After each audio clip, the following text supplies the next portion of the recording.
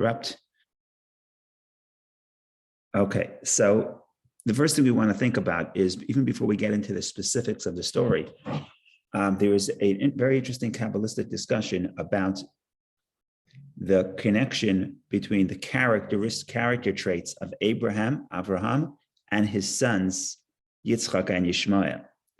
And there's according to the Kabbalah, in some sense, Yishmael was closer in his character to his father than Isaac was, than Yitzchak was. I'm sorry, I don't remember what I said.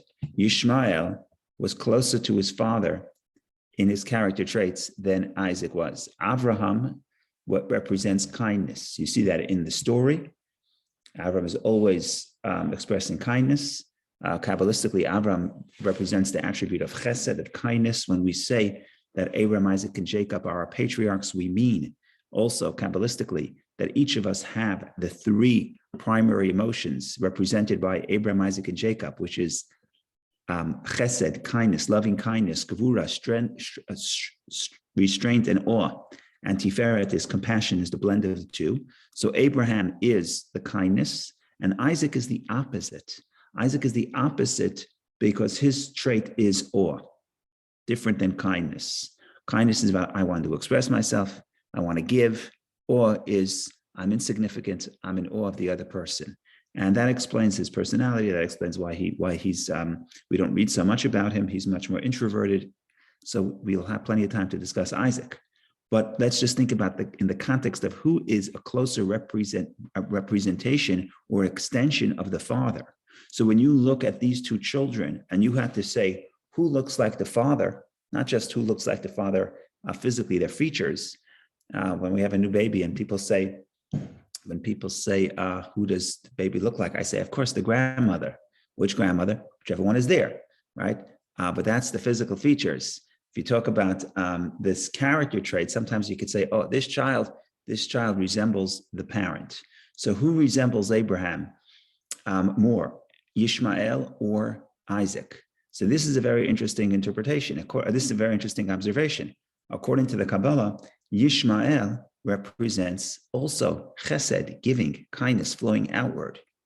And in that sense, Yishmael is much closer to his father in his personality than Isaac was, because Isaac is the opposite of giving. When we say giving, we don't just mean he writes the check. We mean giving. We mean that's his nature. It's flowing outward. He's extroverted. He's expressive, and that's very different than the character trait of Isaac, who is introverted, who's about holding back, influencing people by not by sort of imposing his perspective, by expressing his perspective, but giving them room to grow. It's a total different personality trait and a character trait.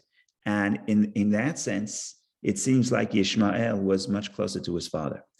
There is a medrash. The medrash says that when Abraham gave birth to Isaac, when Sarah gave birth to Isaac, people said it's not Abraham's child. Abraham's too old. He's been married to Sarah for many decades. They had not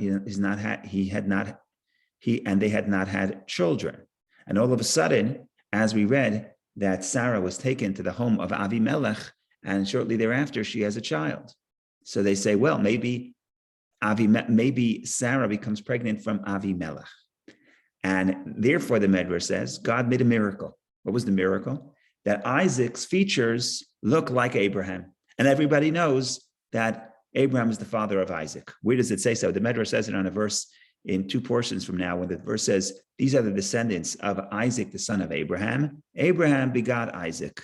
So the question is, why the repetition? Why do you have to say Isaac, son of Abraham? And then you say Abraham gave birth to Isaac. Obviously, if Isaac is the son of Abraham, then Abraham gave birth to Isaac. So there the Medrash says, the Torah emphasizes that these are the descendants of Isaac, son of Abraham, but God made a miracle, so everyone should know that Abraham is the father of Isaac, because Isaac's features resemble Abraham's features. So that's the Medrash. So the Kabbalah says, 1 second. Why is that a miracle? Why is it a miracle that Isaac's features look like Abraham. That's what the Medrash says. God made a miracle. God did something unusual. I don't know if it uses the term miracle, but it implies that something unusual happened. You know what happened? Isaac's features resembled his father's. Why would that be? Why would that be unexpected?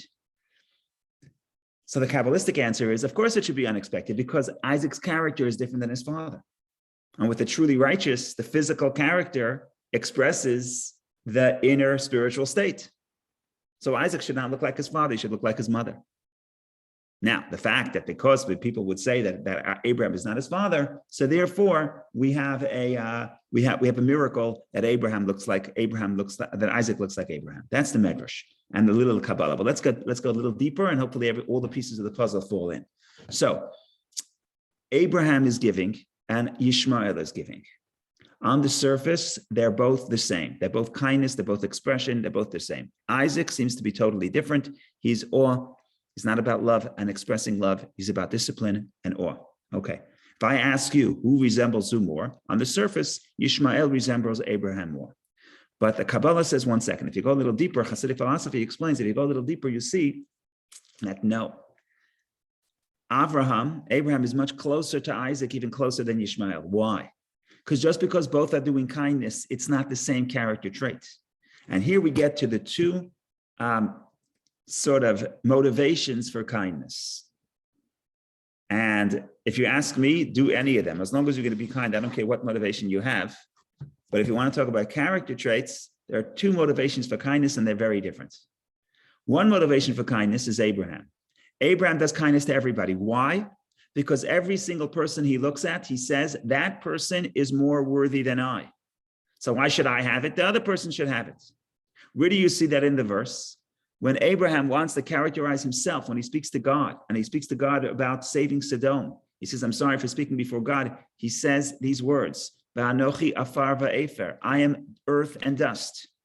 That's, if you're the shrink and Abraham comes to your office and says, no, what do you think about yourself? Abraham's going to say, I'm earth and dust, I'm nothing. And that is his self-estimation.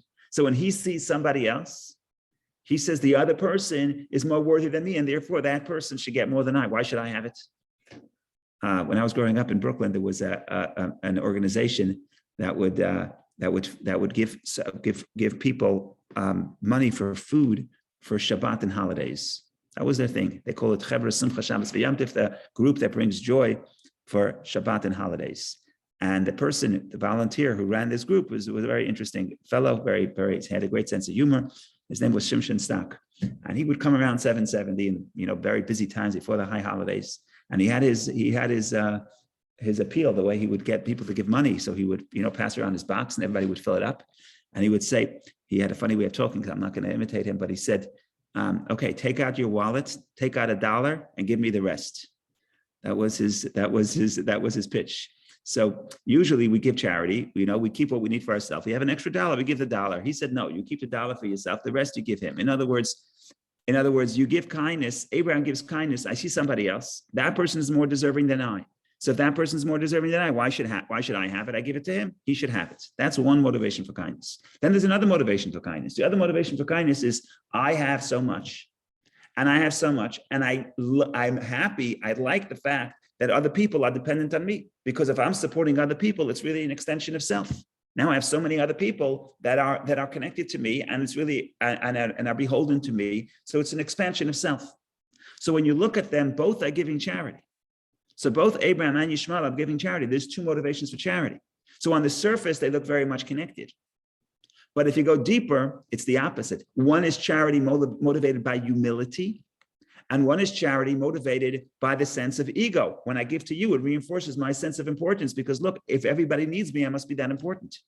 So both are giving the charity, but if you look at the character traits, if you look at what's going on within the soul, they're completely different. Now let's look at Isaac. Isaac doesn't give, he's not expressive, but he's in awe. He's a level of awe. Or it's not about me, I'm in awe of something much greater than me, I don't feel the self. So his character trait is not giving, because he's not chesed, he's gevura. But if you want to talk about deeper, who's closer to Abraham's humility? He's much closer to Abraham's humility. So even though you see here something interesting, even though he has a different character trait, but in the core question, he's actually closer to Abraham than Yishmael is, because Yishmael looks like Abraham on the surface level. which is why the Medrash says that it's a miracle that Isaac looks like Abraham because he's a different character trait. But nevertheless, he does, because in some sense, on a deeper level, Isaac's awe is actually closer to Abraham's giving than Yishmael's giving. So that is just a sort of an analysis of Abraham's kindness versus other forms of kindness. Like I said, the main thing is to be kind. But if you want to analyze the character traits, yes, Yishmael seems closer to Abraham, but Sarah understands that he's not closer to Abraham. He's just closer to Abraham on the surface level, but deep down it is. But deep down at the core, it's a different character trait. So that is a little bit about that. Now we continue a little bit, and we see that God says, "Listen to Sarah," right? Because Sarah doesn't want to send away. Abraham doesn't want to send away his son.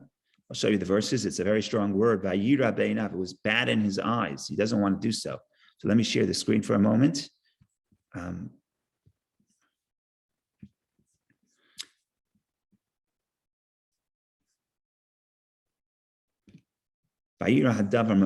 So verse 10, and Sarah said to Abraham, drive out this handmaid and her son, for the son of the handmaid shall not inherit with my son, with Isaac. That's verse 10.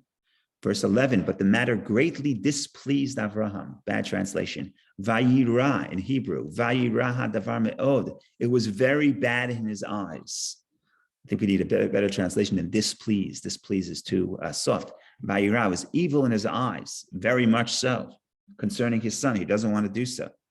Excuse me, Rabbi, what chapter are you in? I think I'm in chapter 21, unless I'm dreaming. Yeah, chapter 21. Okay, thank you.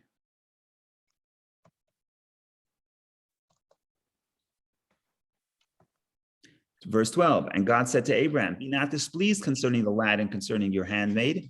Whatever Sarah tells you, hearken to her voice, for in Isaac will be called your seed. So whatever she tells you, listen to her voice, which is what Abraham is going to end up doing. And but Sarah, whatever Sarah tells you, you should listen to her voice. So Sarah has deeper insight. Why is that? Like, is she more wise?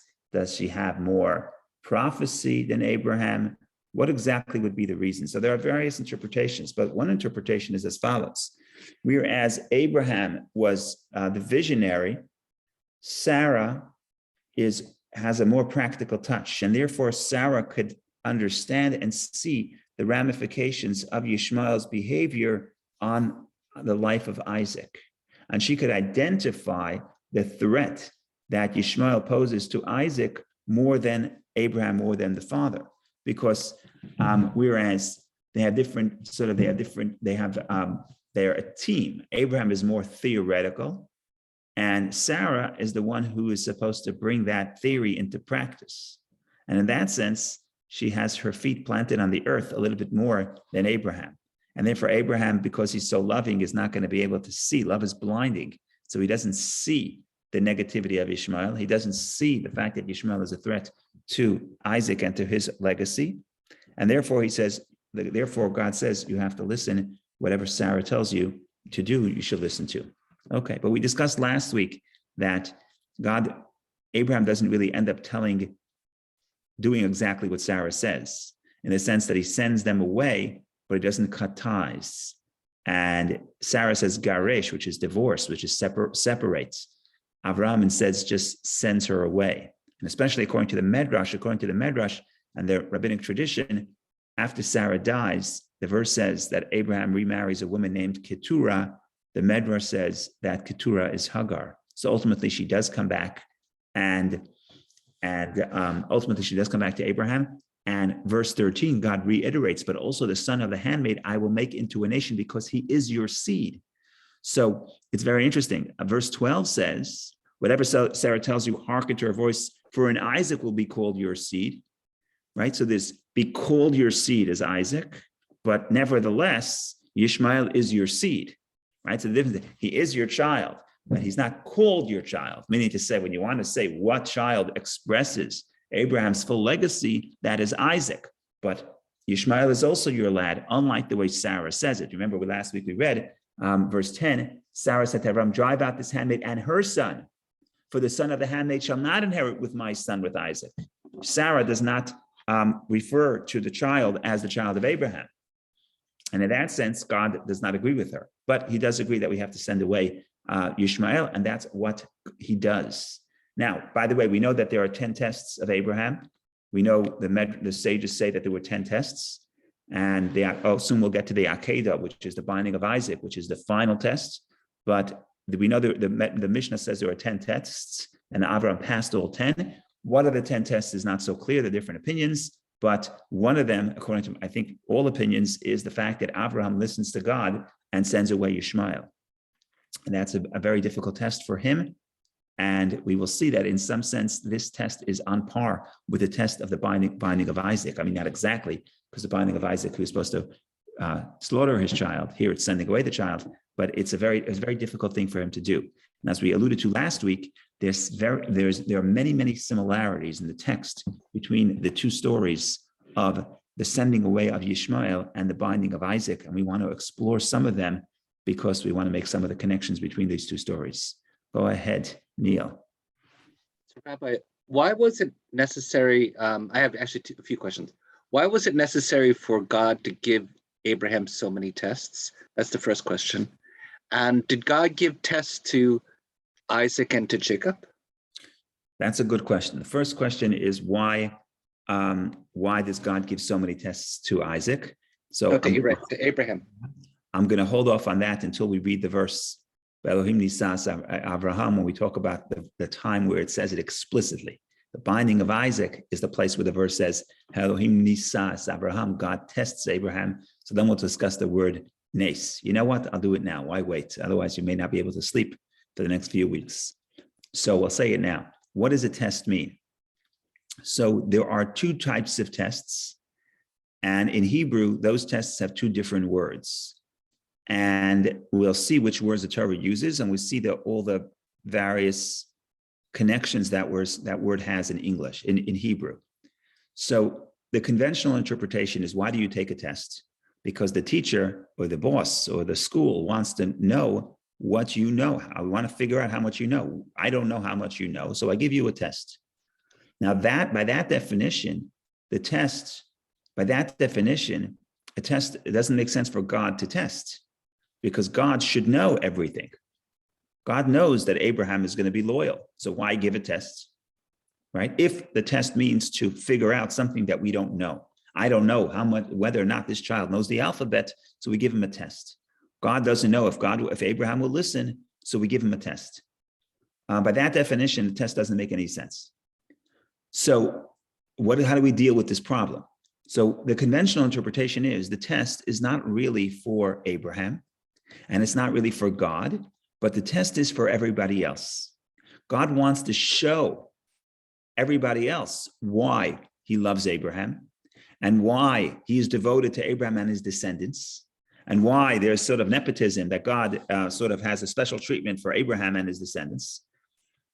So therefore, God says, well, you have to understand why. So let me show you what Abraham is, and I will test him so everybody would be able to see why I love Abraham. Where do you see that in the word test? So the Hebrew word for nes, which is the root for test, also means a banner, to raise a banner. Arim nisi is a verse in the Bible. Is a banner. What is a banner? Something that you raise to make the point, to show people. So therefore, by this definition, why does God test Abraham? Because God doesn't know what Abraham is going to do? No, God knows what Abraham is going to do. The test is to raise the banner, to display to the rest of the world why God loves Abraham. So why so many tests? Because God has to justify the fact that God will always remain loyal to Abraham and his descendants. So why is that? 3,000 or 4,000 years later, God promises that he's always going to protect the Jewish people. Why? Because they had a grandfather, Abraham. It doesn't seem fair. So the answer is, well, if you see how loyal Abraham was to God, then you'll understand why God is so loyal to Abraham. But who is it for? Not for God, but it's to raise the banner for everybody else to know. We say it in our daily prayer. In the Amidah, we talk about the time when we pray for God to bring back bring back the exiles, the diaspora to Israel. So we say, blow the great shofar for our freedom, the sun nes, raise the banner to gather in our exiles. The word is banner, and nes is the word. Nes is a banner, and it means miracle. It means test, and it also means banner. So the point is, the test is a banner, is advertising, letting everybody know. That's one interpretation. But then there's another interpretation, which I think is absolutely beautiful. And that is like this. There's two ways to, and this is what I alluded to before. There's two words for test. One test is exam. You want to examine what this person knows. Or you have a piece of material, you want to examine what it's made of. So you take it to the lab and you examine what it has. I think examine would be the right word. And in Hebrew, the word for that is bechina. Bechina, even in modern Hebrew, a test is a bechina.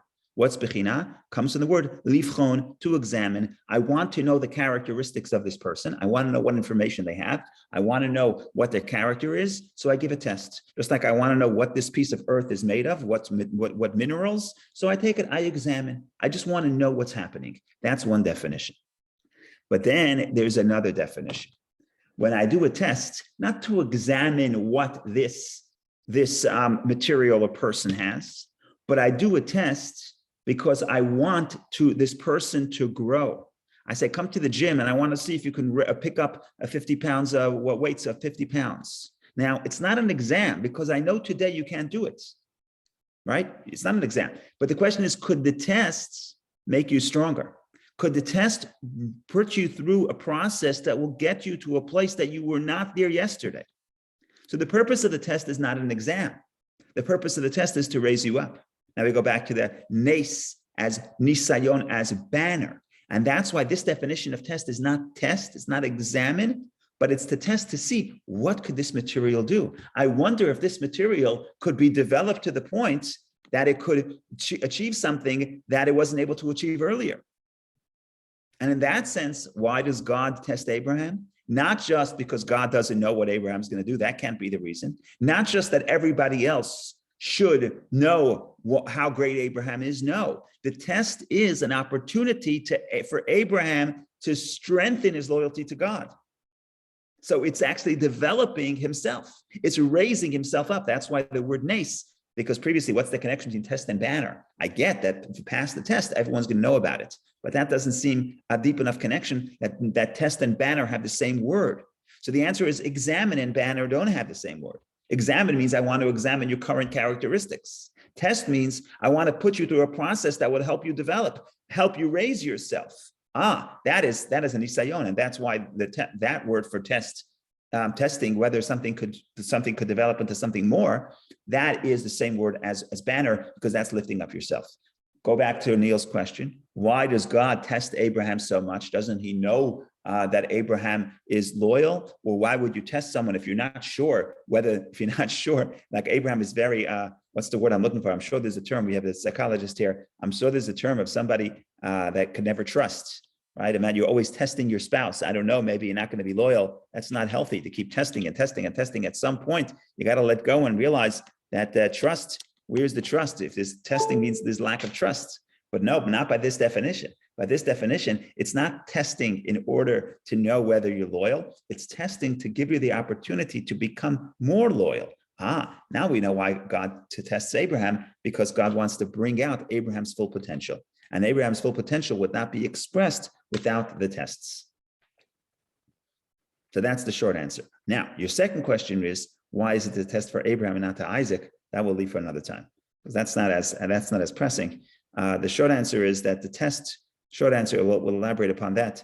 Okay, we'll talk about it now also. The test is when something is against your nature. If God tells you something to do that's consistent with your nature, that's not the test by our definition, which is to develop into something different. For Abraham to express discipline, that's a test. Now you're developing into something different. But if you test me to do something that is my nature, that's not a test. So Isaac, you ask him, would you rather be alive? Would you rather be on the altar and become a sacrifice to God? I'd rather be a sacrifice to God. So for you, it's not a test. For Abraham, it's a test because Abraham is about loving kindness. So for him to suppress his kindness, that's a test. So the point here is you have to, when you measure whether or not it's a test, and a lot of people have the question, how come the Torah says it's a test of Abraham, test of Isaac? And people try to be creative, so they try to come up with commentaries that the classic commentators did not come up with, which is not so easy. So they come up with interesting commentators and they say, wow, we're not giving Isaac enough credit. We want to rebrand the story. It's the test of Isaac, which is a wonderful theory. The problem is the verse itself doesn't say that. The verse says it's a test for Abraham. Elohim misat Abraham. God tested Abraham. The verse doesn't say God tested Isaac. Why not? Because we're not. Now, if you have the interpretation, if you think that Isaac is a small little child, is an infant, he doesn't know what's happening with him, so it's not a test for Isaac. But according to rabbinic tradition, Isaac is 37 years old. If you do the math of when he was born and when Sarah passed away, if you do all the math, Isaac is 37 years old. It's got to be a test for Isaac. So why isn't it a test for Isaac? Because God forgot to write that it's a test for Isaac. No, it's not a test for Isaac because by this definition of test, could you develop into something you're not? It's not a test for Isaac. This is completely right up Isaac's alley. That's exactly what he wants to do. For Isaac, the test is to live, to go dig wells, create agriculture, to create agriculture, which is what he does. That's the test for Isaac. So it's not just the question of when you want to measure a test, it's not just the question of what is being asked of, what are you being asked to do, but it's also the question of, is what you're being asked to do, does that conform to your nature, or does that force you to go to do something that is unnatural to you? That's the question. So a child likes to study and you say the test is, study an extra hour, but then it's not a test. For the child who likes to study and you say, do me a favor, go and volunteer with other people and interact with other people and go volunteer in the soup kitchen. Oh, that's a test because that's against their character trait. So it's not a question of really so much of what you're being asked to do, but again, is what you're being asked to do, is it expanding your potential? In other words, is it getting you out of your comfort zone, which in that sense, you're growing into something you were not before. And that is important as parents, to give children opportunity, not just to do what they excel at, which is what we would like to do, right? You push people, you I don't want to say push, but you encourage your children to do things that they're good at, right? But then the question becomes, could you also expand their experiences to be tested in the sense of do something which you're not so good at, but is not your character trait, but in the long run, this may be something you need, and help them get out of the shell, so to speak. And that's much more difficult, but that's the test, not just a test to say, well, I'm going to send you to this, you're so good at it, and everyone's going to see how good you are in basketball. Okay, but what about testing you? In other words, testing as in developing, not examining what you already, not examining the skills you already have, but testing as in developing the material that you have and allow you to grow to something that before the test you weren't able to do it, but after the test now you can do it.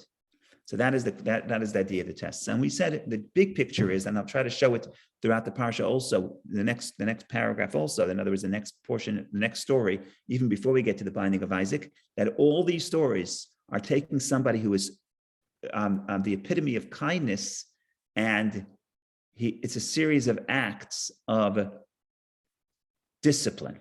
Sending away Ishmael is one. The next story, which is going to be, he has to assert himself to Avimelech. King comes to make peace, and Abraham has to come and give him musar, so to speak, give him rebuke, and say, I'm asserting myself. Your people are interfering with my wells. Abraham is asserting himself. Certainly, the final test, the test of the binding of Isaac. This is all Abraham developing from just a person of kindness, which is great to be kind, but he was not able to assert the gevura, the strength, the awe. And this is a story how his transformation, or really development in the ability to cultivate the unnatural attribute of strength, unnatural to him. So that's the story in short. Go ahead, Steve, please. Thank you, Rabbi. Isaac developing agriculture. Does that mean that prior to this time, people were hunter-gatherers? Esau was a hunter. And so I'm wondering that connection with respect to archaeological terminology. Yes. No, I don't. So let me jump in. And also according to Jewish tradition, who invented the wheel? Well, we know that wheel was, yeah. Let's go back to, I mean, I don't mean Isaac invented agriculture. There's certainly agriculture in Egypt before that time. What I'm going to say is that of the patriarchs, Isaac was the first one to engage in agriculture. And I would not be surprised, I don't know enough about this, but I would not be surprised in that region. It's an unnatural region for agriculture. It's the desert. So my guess is in that region, Isaac was the first one to engage in it, but I don't know. But the point is here, I don't mean he's the first in agriculture. I mean, he's the first one to, of the patriarchs, the only one of the patriarchs to invest in agriculture. And agriculture represents the fact that you're settling in a land. You mean you're very connected to the land, to the earth. And I would expect Isaac not to be that way, because Isaac is more of a spiritual person. And yet he does something that is, again, because of the circumstances, he gets into the agriculture business. So yeah, I don't know that he was the only, he certainly was not the first one to develop agriculture. Absolutely not. Who developed the wheel? I don't know. In Genesis, you talk about the first people who developing various tools, and we had music instruments, we had metal instruments. So if they're creating metal instruments, they certainly had the wheel. So now we are still with the age-old mystery of who created the wheel. We still don't know. So I'm sorry I wasn't able to answer that question. This joke. The joke is that there was some sign. There was a first grade class, and the teacher is teaching science. And the teacher asked, sees nobody's listening, saying one of the great mysteries that nobody knows. I don't know what the mystery was. I don't even know what it was. So he says, he sees a kid's not listening. So he says, hey, you, David, do you know why, whatever this mystery was? I don't even know what the mystery is. So David says, wasn't listening. So he says, oh, I knew, but I forgot. So the teacher says, what a shame. The one person who ever knew the answer to this question forgot it. So, so that's the story. Yeah, I forgot who invented the wheel. Go ahead, yeah. I have another just general question, and this is not me, but just things I've read over the years. How do you react to people who say, whoever these people are, that when Abraham sends away Hagar and Ishmael into the desert, into kind of that situation, and when Abraham is going to sacrifice his son, that there's a lot of cruelty involved with this? Yeah, that's a very interesting point. There's no question about that. And so that's a fact. What do we do with this fact? In other words, okay, so what is that? A question? Is that a comment? Is that a statement? Is that a critique? Is that a critique on Abraham? A critique on God? In other words, that what you described is a fact. The question is, what do we do with this fact? So some people say, well, I even heard people say Abraham should have told God, I'm not listening to you, but that's not the traditional view. And it's not the view that the verses themselves portray, right? Here, God is unequivocal. Whatever Sarah tells you to do, do. Later on, the Akedah, it's even more clear. God says, now I know that you're God-fearing. It's very hard to, you can come to the Bible and want to offer one could want to offer their own theories. That's fine with me, but you have to be careful that you're not superimposing the view onto the verses, and you have to also listen to the verses. So the fact of the matter is that there is a certain level of cruelty, and the question is, what do we do with that? Now, the first thing I want to say, and that's interesting, you could have written this verse, this story. Let's leave that Akedah for a moment. Let's talk about the sending away of Ishmael. And we'll read it. I mean, we read it last week. We'll read some more verses today, hopefully. But you could have written that story in a way that would minimize the cruelty of Abraham. In other words, the cruelty, the pain that yet Hagar and Ishmael are being felt. It's clear that whoever dictated these verses to be written in this way, which we believe is God, but in any case, it's clear that the writer is not hiding the complexity of this act. In other words, you could have written this and say, well, Hagar is so terrible and she got lost, and eventually you even skip the point with that she runs out of water. It doesn't really move the plot forward. We really don't need this. We got to get Ishmael out of the house. And we have to have the reiteration of the blessing of God to Yishmael and Hagar. But you don't really need the story. What does it really do for us? So it's clear that it's written in a way that we sense the cruelty. And the question is, why does God write it that way? If I'm writing the book and I'm God, and I was the one who said, send out Yishmael, I should want to protect myself by saying, by minimizing the cruelty to Hagar, and not emphasizing that point, or at least shifting the blame. She got lost. She didn't take her GPS. She didn't take the map, but here we don't see that at all. So that's very interesting. It's interesting that the impression that you get when you read the verse is that it is that this cruelty toward Hagar and Yishmael. And the question is why the verse portrays that.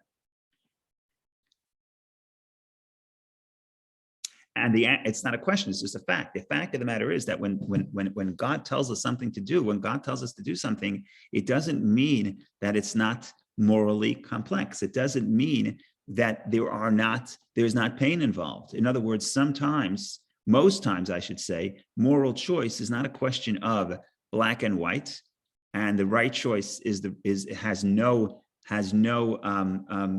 unintended consequences. Right? It becomes a moral dilemma because of the difficulty, because of the fact that perhaps both paths are problematic, and keeping Yishmael home is problematic. But just because you have to send Yishmael away, it doesn't mean we're going to ignore the pain that Yishmael and Hagar experience. And we have to feel that pain. And that's why the Torah includes this story, even though I think it does not advance the plot at all. Exactly what happened, that she put him he cried, and she put him under the bush, and she had no water, and then the angel comes and says, here is water. It doesn't really advance the plot. The plot is we got to get him out of the house. Get him out of the house. What's the problem? Right? But no, we're telling you that we're portraying the story in a way that we sense the pain of Yishmael and Hagar. So what does that tell you? It tells you when the Torah tells you that something is right, it doesn't mean that you have to ignore the difficult part of the story. And you're able to do both. You're able to sense that we have to make this choice, but it's not a choice that necessarily is one that we're happy about, right? And it's painful. And therefore, by being painful, we realize that it doesn't make us cruel people to blot out the pain of other people, even if we have no choice and we have to do it in that sense. So maybe that itself is the lesson. Part of the lesson is that sometimes you have to do something, but understand that it is still cruelty, but you still have to do it. So the example is if you have to go to war. So how do you go to war, right? War is cruelty. So there's two ways to do it, right? If you're in the propaganda department, right? You have to be able to motivate people to go to war. But people are naturally kind, they're not cruel. So how do you get people to go to war? So what you do is you demonize the other person to the extent that you say, this is not cruel. You're not doing anything wrong. You're destroying the other people, but they deserve to be destroyed. And that's it. And you're ignoring the cruelty of war. Right? What is God's way of going to war? He says, of course, going to war is cruel, but we have no choice but to engage in this act of cruelty because we have no choice. What's the takeaway? The takeaway is I don't now justify cruelty. So I only do it when I have to, but I identify it as cruelty. And then when I come home, I realize this is not okay. This is not what I should be doing in my day-to-day life. That's an exception to the rule. It's not the rule. That's why King David, very unfair. My daughter studied this in Tanakh, in the book of Samuel. She can't understand it. Can't understand it. God tells David, you can't build a temple because you spilled much blood. But what did David do? All wars of self-defense, all wars of defending the Jews. And Solomon gets to build a temple. Why? Because he's a man of peace. Why is he a man of peace? You know why he's a man of peace? Because his father got rid of all the bad guys. If David's father killed all the bad guys, David would also be a man of peace. Right? So you're penalizing David for going to wars of self-defense? What did he do wrong? So what's the answer? The answer is, of course, war is necessary. Of course, cruelty is necessary, but it's still cruelty. And we're not to ignore that. And we don't put that on the pedestal. We don't say the warrior is everything. No, to build a temple to God, you have to find a peaceful man. But the war was a mitzvah, okay? It's a mitzvah, but not all mitzvahs are enjoyable. Some mitzvahs are painful. And that's how we're able to do both. We're able to go to war, but realize that we don't lose our humanity, because not by ignoring the pain of the people, and not by saying, because it's painful, we're not going to do it. Right? That's the other side. The other side is, I don't want to go to war because I'm causing pain, so I'll stay home and I won't defend myself.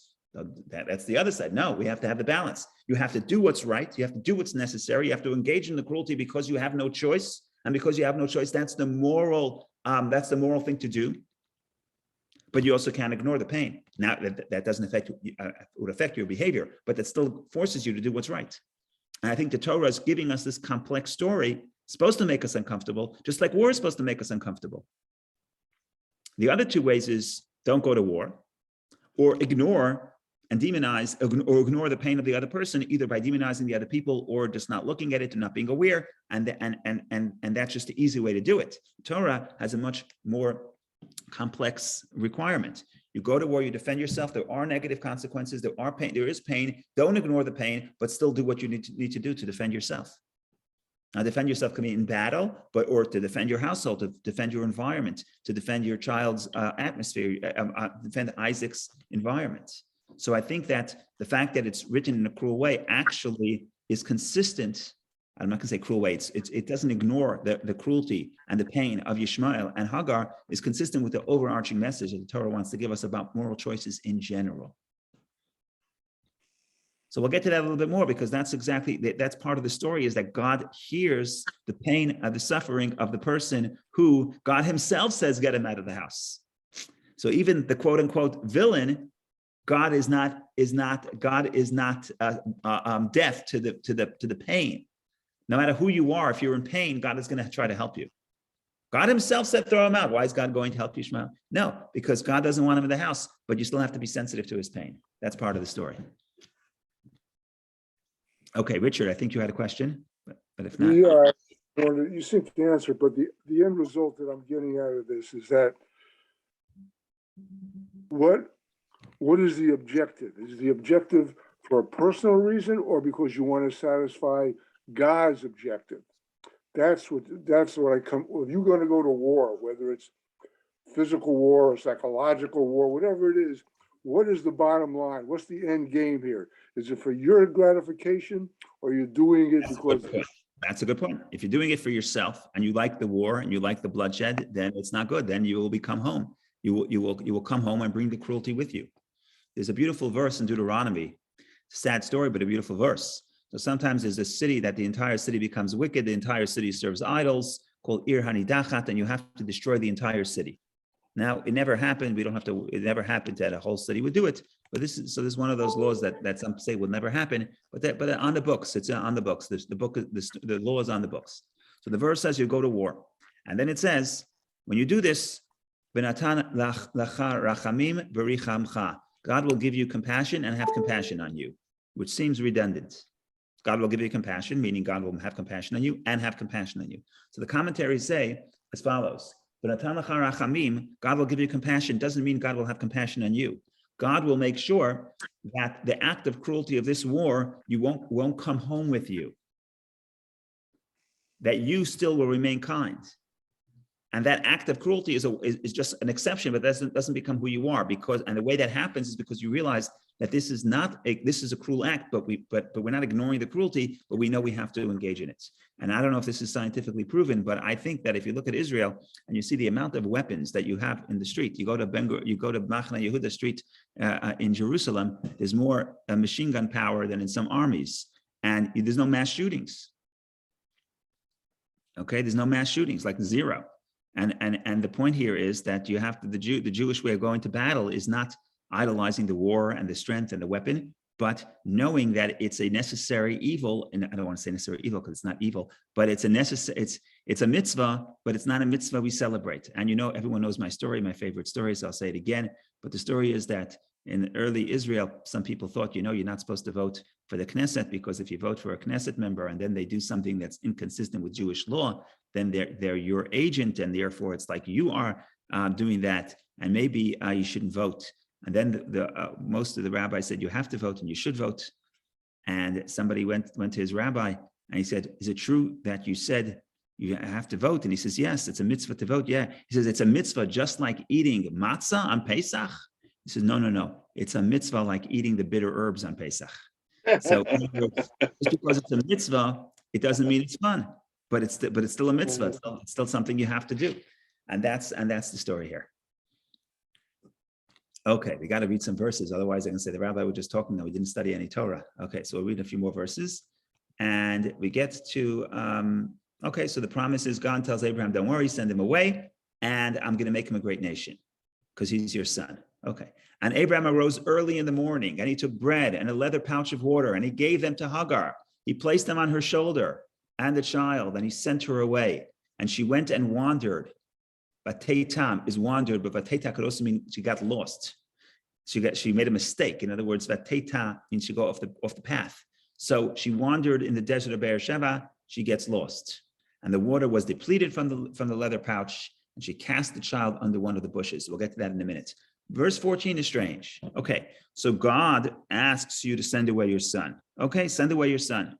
But why are you only sending him with one thing of bread, a loaf of bread, and one pouch of water? Send him with a wallet, with a credit card, with a trust fund, something. In other words, God says, send away. God says you have to listen to Sarah, send him away. But why seems the cruelty, seems like give them something more. Send them a wagon, send them some helpers, send them some navigation tools. It's just strange that all he gives his wife and his son is bread and one pouch of water. Why does Abraham not give them more? So this is a question. I've seen two answers given. Number one is God tells Abraham do exactly what Sarah says. Sarah says, Kol asher tamar, everything Sarah says. Sarah says, Garesh, chase them away. Chase them away means to chase away. You don't send somebody with provisions when you're chasing them away. That's one interpretation. But I saw a more beautiful interpretation. I don't know if it's more beautiful. I saw another interpretation which comes at it from another angle. And the other interpretation is Abraham says, why am I sending away Ishmael? I'm sending away Ishmael because Ishmael is immoral. Why was he immoral? Because he grew up in luxury and he doesn't appreciate it. Sending him away with the credit card and sending him away with provisions, with gold and silver, whatever else, Abraham was a wealthy man, is not going to help him, right? It's just going to perpetuate the causes of the fact of him being immature and unserious and immoral. And therefore, if I want to send him away in a way that would actually cause his spiritual growth and eventually perhaps come back, and we know that he ended up coming back, so then I can't send him away with luxury, and I have to send him away, no matter how hard it is, I have to send him away in a way that would actually cause the person, Ishmael, to wake up and realize that he has to get serious in life because he can't rely on his wealthy father. So in that sense, again, I don't know which answer is right, but in that sense, sending away without the provisions is actually because Abraham is upset that he has to send him away, and Abraham is trying to get to the root causes and address the root cause of why he has to send him away. And therefore, to give him luxury is not going to help him, because the luxury that he had up until this point did not help him walk the moral path. So perhaps when he won't have the luxury, he'll have to learn how to mature and how to fend for himself, and ultimately that would force him to become serious and mature, and then he could come back to Abraham's home. So in that sense, it's part of the educational process. Okay, we continue down the journey of the story. The story continues that they run out of water, and the water was depleted from the leather pouch, and she cast the child under one of the bushes. I already said last week that some of the commentaries are very critical of Hagar. Read verse 16. And she went and sat from afar at about the distance of 2 bow shots. And she said, let me not see the child's death. And she sat from afar, and she raised her voice and wept. It's very hard to be critical of Hagar because you see the suffering, and it's very hard to be critical of someone who's suffering. So I wouldn't come up with this on my own, but some of the commentaries, I'm referring specifically to Rabbi Shamshon Falher, says this is not the true epitome of kindness. True epitome of kindness is caring for the other person, even though it's hard for you. So she doesn't want to see the pain of the child. So she goes distance away from the child, not to hear the child, instead of being there and trying to soothe the child, even though she can't really help the child. And this is the critique, and this is the difference between Abraham and Yishmael and Hagar. Like we said, I'm sure Hagar was giving, and Hagar certainly had compassion for her child. But the question is, what is compassion? The real question is, am I putting myself first, or am I putting the other person first? If I'm putting the other person first, I cannot say, I don't want to feel that it's too painful for me to watch the child's pain, so I'll separate myself and leave the child alone. That is something that is the Torah is being critical of. In other words, the reader should be critical of Hagar. This is not the way a person who's truly kind should act. And a very interesting sort of confirmation of this point is we're going to skip a few verses, and it's the next verse, and we'll read the way what the angel tells Hagar. And God heard the lad's voice. An angel of God called to Hagar from heaven and said to her, "What is troubling you, Hagar? Fear not, for God has heard the lad's voice in a place where he is. Rise, pick up the lad, and grasp your hand upon him." Make believe the verse ends here. I'm sorry, the verse doesn't here. For I shall make him into a great nation. Let's say the story ends here. Let's say there's no verse 19. Verse 19 is interesting. Verse 19, we solve the problem. God opened her eyes and she saw the well of water. We'll get to that later. Before the well of water, God says, go pick up the lad. Hagar says, she puts the lad under the bushes and she says, I don't want to see the pain of the child. It's too hard for me. So I'm going to separate myself from the child. What does the angel say? Go pick up the lad. That's the first thing you do. You have to be there for the other person. It's too hard for you. Too bad. It's not about you. It's about what you're going to give to the other person. By the way, we also have a solution to the problem. But if I'm God and the number one problem here is, if I'm the angel and the number one problem is the child is suffering, so tell her verse 19 first. Say, go get water and go to the lad. No, the water is issue number two. Before we even solve the problem of the thirst, we have a deeper problem. The deeper problem is that the suffering causes Hagar to separate from the child because she's focused on her own pain instead of the pain of the child. So that's the first thing the angel says. The first thing the angel says, rise, pick up the lad and grasp your hand upon him, even before you have the water. That's the teaching he's saying. That suffering can't cause the separation of parent and child. And then he says, oh, by the way, the water, don't worry, we'll stop the water. Verse 19. God opened her eyes and she saw the well of water and she went to fill the pouch of water and gave the lad to drink. So I don't know when she went to the child, what happened first, right? But if she wants to be consistent with verse 18 and then 19, she should have first gone and pick up the child. So I'm not sure, it's hard to read what exactly happened in reality. She may have got the water first, I don't know. But you see what the angel is saying. The angel is saying clearly, go pick up the child. I don't have water. The child is crying. I don't want to suffer because I don't want to watch the child suffering. Okay, that's about you, but it's not about you. It's about the child. Now I have a theory. It's 3 minutes left, so 2 minutes left. So we'll start. We'll finish the study for today, and we'll shut the recording.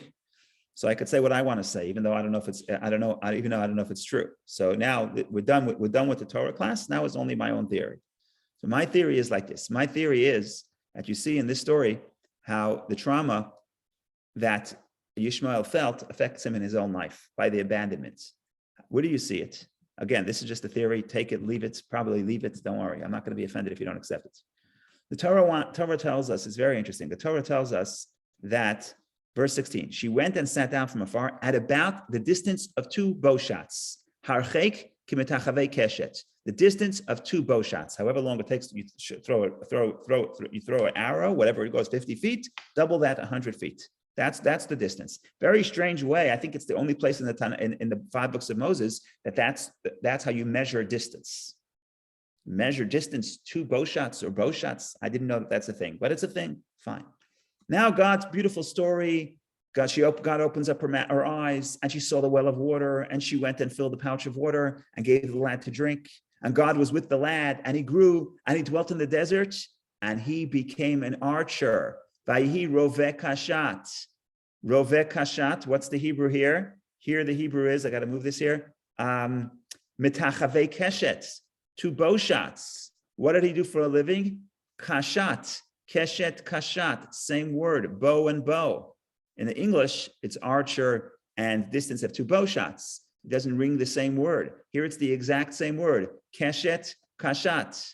Okay, there's a connection between verse 16 and verse 20. He becomes an archer.